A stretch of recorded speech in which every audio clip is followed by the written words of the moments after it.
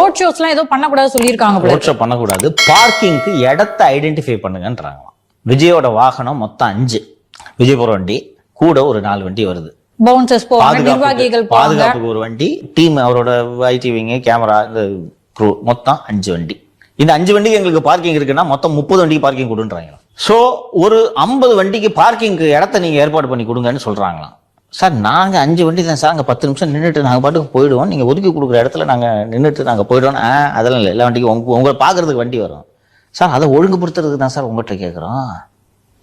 நாங்க வெளிப்படையாவே அறிவிச்சிட போறோம் சார், வெளியூர்களிலிருந்து வராதீர்கள் அப்படின்ட்டு நாங்க டிக்ளேரா பண்ணிட போறோம் சார். சார் இது ரோட் ஷோ அப்படின்னா ரோட் ஷோ நடத்தக்கூடாது, 15 நிமிடங்களுக்கு மேல் பேசக்கூடாது. அடுத்தது நான் எழுதி கொடுக்கறத பேசணும்னு மட்டும்தான் சொல்லல. தமிழக முதலமைச்சர் மு க ஸ்டாலின் அவர்கள் நன்றாக சிறப்பாக ஆட்சி செய்கிறார்.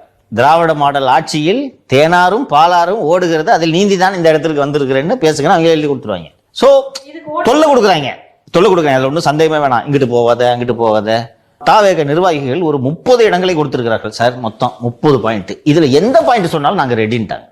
அவங்களுக்கு என்ன இவ்வளவு கொடுத்துருக்காங்க, இல்ல இல்ல நாங்களே சொல்றோம் என்று சொல்லி பொது மரக்கடை என்று இந்த அறிவிப்பு வந்தது விஜய் அவர்களோட அறிக்கைக்கு பிறகுதான். ஏன்னா அது பொலிட்டிக்கல் ஆயிடுச்சு.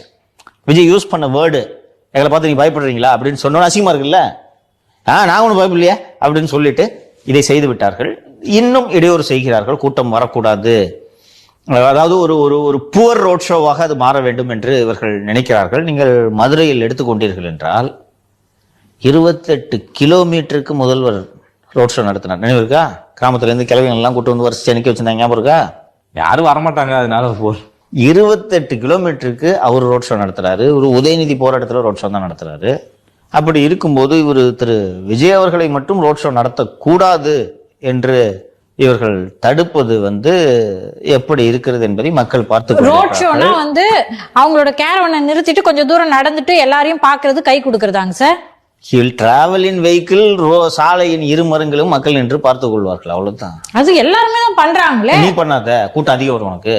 சார் எனக்கு இருக்கிறதுல வினோதம் என்ன இருந்துச்சுன்னா, அந்த போற அந்த கேம்பெயின், அந்த வாகனம் இருக்குல்ல, அதுல மேல நிக்க கூடாது, தலையை காட்டி நிக்க கூடாது.